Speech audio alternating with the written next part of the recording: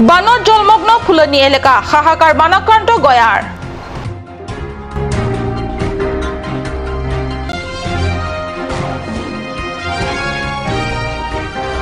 অৰ্থাৎ ডিফু চহৰৰ ৰাস্তা ঘাটৰ হুচনীয় সংবাদ গ্ৰামাঞ্চলৰ পথৰ দুৰৱস্থা কেনু কিমান চাব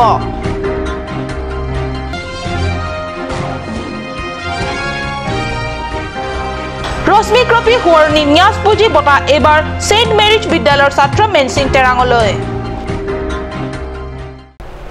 নমস্কাৰ মই সঞ্জয়তা তেৰানপি একাত নিউজ চেনেলৰ ষ্টুডিঅ'ৰ মজিয়াৰ পৰা লৈ আহিছো আজি দিনটোৰ প্ৰধান বাতৰিৰ সমূহ এতিয়া বিতং বাতৰি বাৰিষাৰ বানত জলমগ্ন কাৰ্বি আংলঙৰ ভিন্ন প্ৰান্ত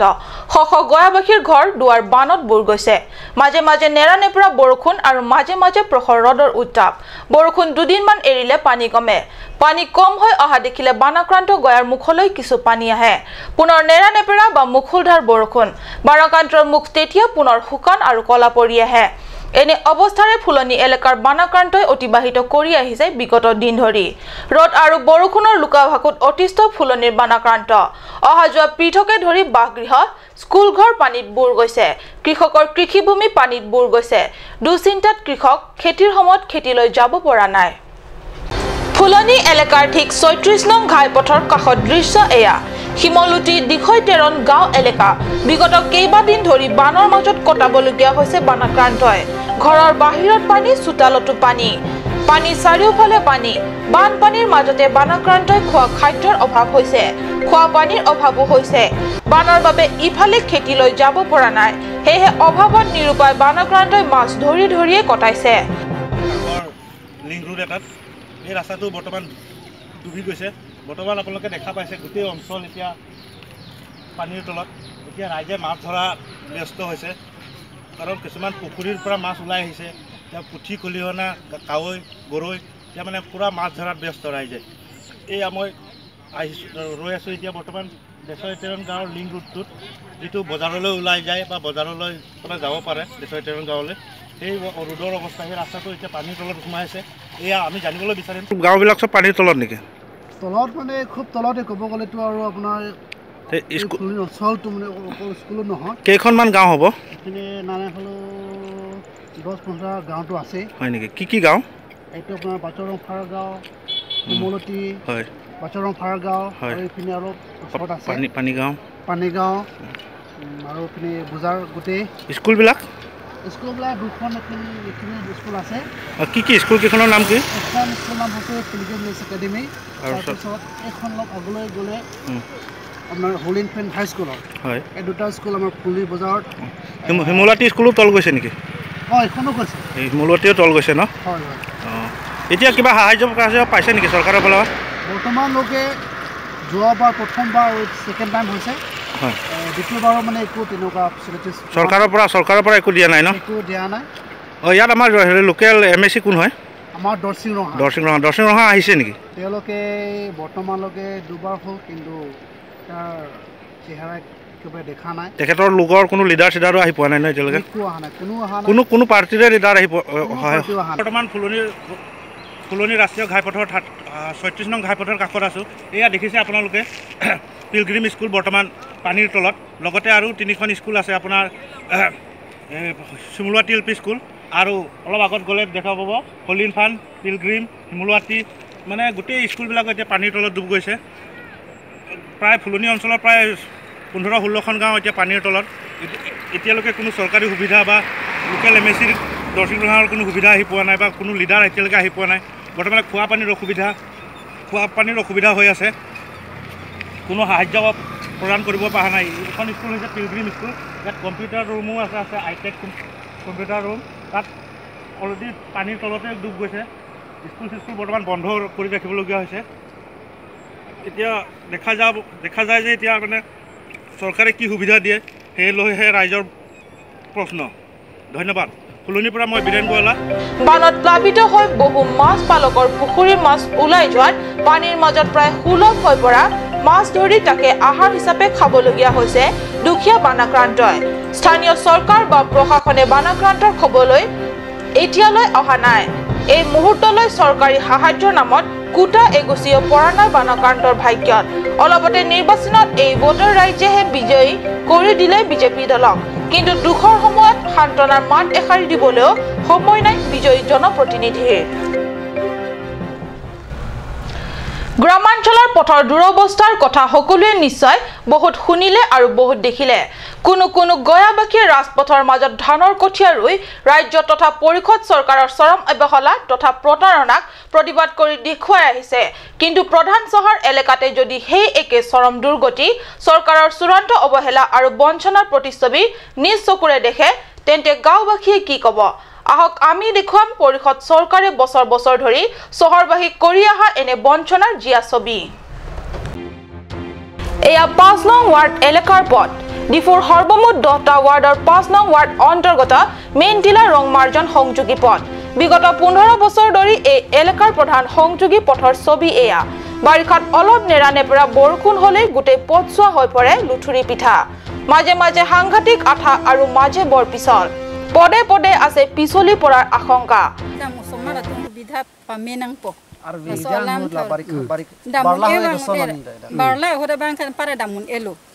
Jola so lam lo lang te la kiso ki unia ta chiponun elo ta mane ke chiba ponang aseng lo sona niom lo jo nami tumge sarkar phan ko pisi chuning ri po ni tu manga chuning ri nang po tuwarang pathe nang po mesen nang po atuwara bangkai ta dongklang nang po ing hanang nelo an la mati ke ni tum ke chiponun elo chidamun elo non ma king ham der alida tuwarang mong masia dongman elo so adongman elo so dong long manga lider nang po la ali tar mane pathe dung nang po plan nang po tar mane jo আপোনালোকে এই পথ দেখি নিশ্চয় ভাব হৈছে এয়া কোনোবা একেবাৰে পিছপৰা গাঁৱৰ মাজৰে যোৱা কেঁচা ৰাস্তা ভালকৈ মন কৰক এয়া জিলা সদৰ চহৰৰ ৫ নং ৱাৰ্ড এলেকাৰ পথহে আনফালে আনটো ছবিলৈ মন কৰক খুব ব্যস্ত এখন পকা ৰাস্তা এয়া চহৰৰ প্ৰধান বুকু অংশ হোৱাৰ লগতে এফালে উচ্চ শিক্ষা কাৰখানা অৰ্থাৎ ডিফু চৰকাৰী মহাবিদ্যালয় আৰু হিফালে লুৰুলাংছ দেওবৰীয়া বজাৰলৈ যাব পৰা সংযোগী পথ পৰিষদৰ প্ৰাক্তন কাৰ্যকাৰী সদস্য এলিস ইংটিপিৰ সুন্দৰ আৰু সুউচ্চ কংক্ৰিট দেৱালৰ গাতে লগা পট্টিৰ এই চোৱা চাওক ওপৰৰ তৰপ এৰি শিলগুটিবোৰ কেনেকৈ দাঁত নিকটাই আছে দেওবৰীয়া বজাৰ ফালৰ পৰা অহা গাড়ী অটোৰিক্সা মটৰচাইকেল আৰু স্কুটি জাতীয় বাহনবোৰ চলাই আহোতে অলপ অসাৱধান হলে অবাঞ্ছিত দুৰ্ঘটনা যিকোনো মুহূৰ্তত ঘটি যাব পাৰে অৱশ্যে এই সমূহ পথ ছবি আমি উদাহৰণ হিচাপেহে দেখুৱাব গৈছো ডিফুৰ ভিতৰত প্ৰধান বজাৰ এলেকাৰ পৰা মাত্ৰ ৩-৪ কিলোমিটাৰ সোমাই গলে এনে বাস্তৱ ছবি বৰ সুলভ অৱস্থাত আপোনালোকে বহুতে নিশ্চয় প্ৰত্যক্ষ কৰিছে নিৰ্বাচনৰ ফলাফল ওলোৱাৰ 10 দিনৰ বেছি হ'ল কেৱল সিএম পদৰ বাবে নিষ্কৃষ্ট ৰাজনীতিত ব্যস্ত আমাৰ নিৰ্বাচিত জনপ্ৰতিনিধিসকলে নিৰ্লজ্জৰ দৰে ধনেৰে বলৰে চলনাৰে ৰাজ্যৰ বিজেপি শীৰ্ষ নেতৃত্বক সমৰ্থন আদায়ৰ বাবে দুৱাৰে তাঁতবাতি কৰি আছে কেনেবাকৈ সমৰ্থন আদায় কৰি শাসনৰ গাঁতিত বহিলে পৰিৱৰ্তন আৰু উন্নয়নৰ স্বাৰ্থত নিজৰ বহুমূলীয়া ভোট দি বিপুলভাৱে বিজয়ী কৰা বিজেপি শাসক দলৰ পৰা সঁচা উন্নয়ন ভোটাৰ ৰাইজে আশা কৰিব পৰা যাবনে মংগল সিং ক্ৰৰ প্ৰতিবেদন কাৰ্ড নিউজ ৰশ্মিক ৰপি সোঁৱৰণি ন্যাস পুঁজি বঁটা এইবাৰ ডিফুৰ সেইণ্ট মেৰিজ বিদ্যালয়ৰ ছাত্ৰ মেনসিং তেৰাঙলৈ ডিফুৰ ৰংপাংৰিৰ নিবাসী ৰেনসিং তেৰাং আৰু মীৰা তেৰণপিৰ পুত্ৰ মনসিং তেৰাং ডিফু সেইণ্ট মেৰিজ বিদ্যালয়ৰ পৰা 2017 বৰ্ষৰ হাইস্কুল শিক্ষান্ত পৰীক্ষাত সৰ্বমুঠ 92.66% নম্বৰ লাভ কৰি সুখ্যাতিৰে উত্তীৰ্ণ হয় ডিফুৰ মুঠ 3টা মেট্ৰিক কেন্দ্ৰৰ পৰা আটাইতকৈ ভাল ফলাফল কঢ়িয়াই অনা ছাত্ৰগৰাকীক সদৌ অসম লেখিকা সমাৰোহ সমিতি ডিফু শাখাই প্ৰদান কৰে এই বঁটা প্ৰত্যেক বছৰে সদৌ অসম লেখিকা সমাৰোহ সমিতিৰ ডিফু শাখাই হাইস্কুল শিক্ষান্ত পৰীক্ষাত ডিফুৰ ভিতৰত উত্তম ফলাফল দেখুওৱা ছাত্ৰ বা ছাত্ৰীক দুইজনকে এই বঁটা প্ৰদান কৰা হয় এই বঁটা সাধাৰণতে হাইস্কুল শিক্ষান্ত পৰীক্ষাত উত্তম ফলাফল দেখুওৱা এজন পাৰ্বত্য জনজাতিৰ ছাত্ৰ বা ছাত্ৰীক আৰু অজনজাতীয় ছাত্ৰ বা ছাত্ৰী এজনক প্ৰদান কৰে যদিও এইবাৰ কিছু পৃথক হয়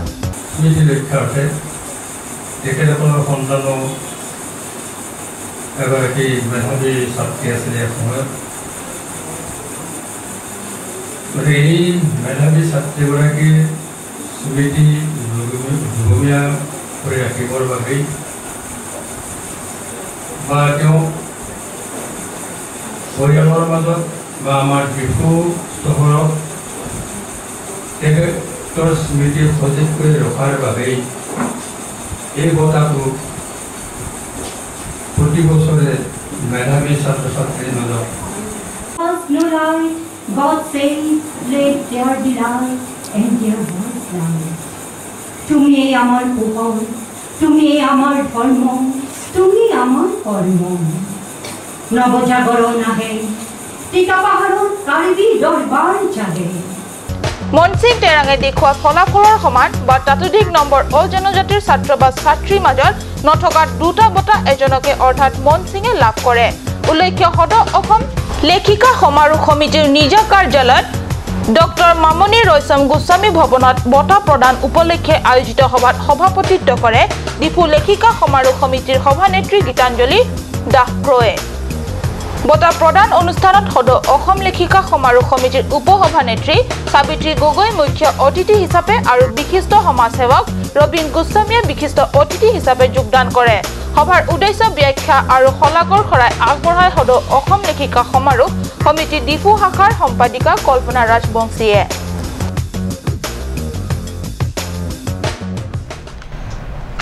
পৰৱৰ্তী অংশৰ যোৱাৰ আগত লৈছো ক্ষন্তেক বাণিজ্যিক বিৰতি।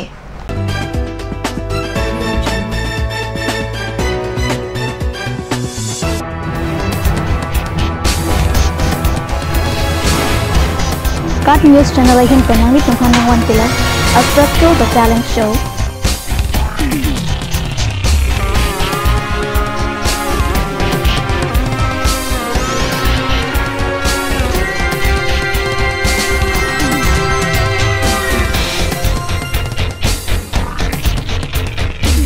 The artist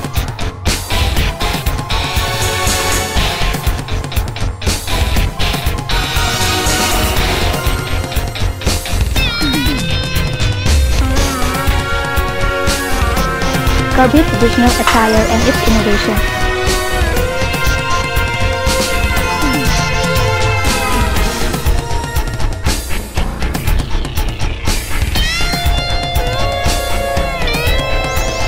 Jong sinang litung labang so a show long interested lote ladak screen long kipi a number along nang litung humri ignore. Dashwini classes Nagaon. 26 selected out of 30 in JEE and CEE 2017.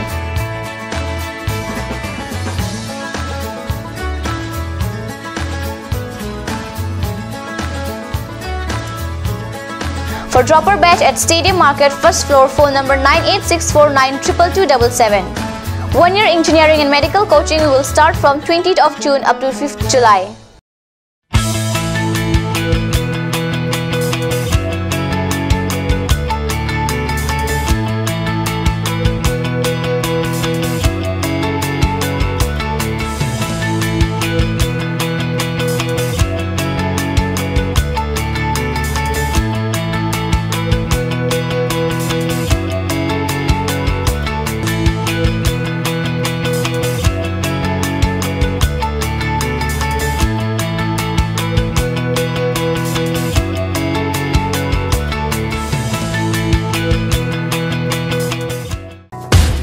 Royal Enfield, Ishan Motors, Ward number 2 near CCI Limited, Dimapur Road, NH 39.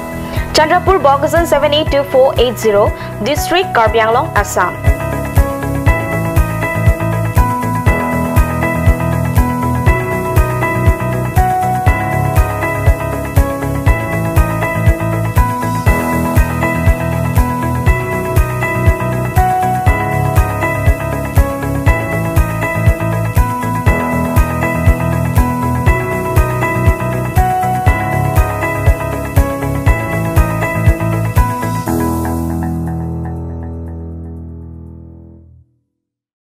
আপুনি বাৰু বিশুদ্ধ খোৱা পানীৰ অভাৱ অনুভৱ কৰিছে নেকি? এতিয়া আৰু চিন্তা নাই, কাৰণ বজাৰলৈ আহিল কাঞ্চ ৱাটাৰ। বিজ্ঞানসন্মত উন্নত মানৰ প্ৰক্ৰিয়াৰে প্ৰস্তুত কৰা কাঞ্চ ৱাটাৰে আপোনাক দূষিত পানীৰ ভয়াৱহতাৰ পৰা আঁতৰত ৰাখিব। কাঞ্চ water. Kanj Assam Hill Small Industries Development Corporation pen Arniwang Hemalong akenang salahormu ason selam pontanglo.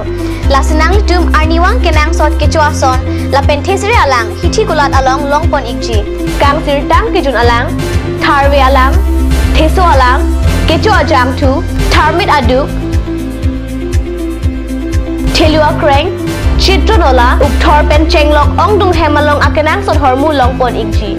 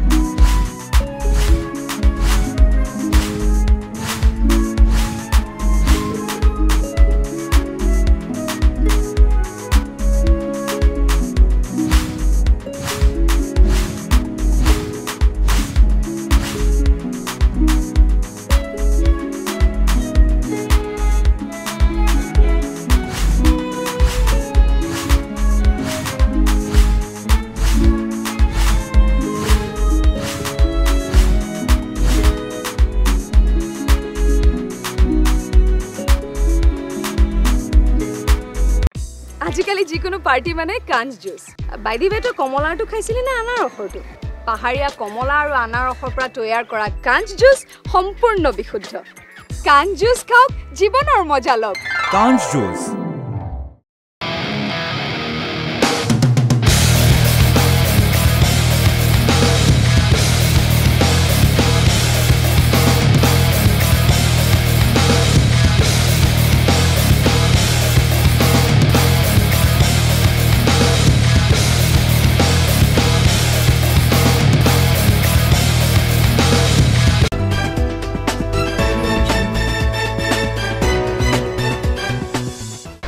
স্বাগতম বিৰতিৰ পিছত পুনৰ ঘূৰি আহিছো বাতৰি মজিয়ালে বৈঠালাংছৰ বৰথলত নিখংক হত্যাকাণ্ড সুকা অস্ত্ৰৰে হানিখুচি হত্যা ৰঞ্জিত ৰংহাং নামৰ এজন নিৰীহক বৈঠালাংছ থানাৰ অন্তৰ্গত বৰথলত সংঘটিত এই নৃশংস হত্যাকাণ্ডৰ খবৰে তীব্ৰ চাঞ্চল্যৰ সৃষ্টি কৰিছে সমগ্ৰ কাৰ্বি আংলং জিলাত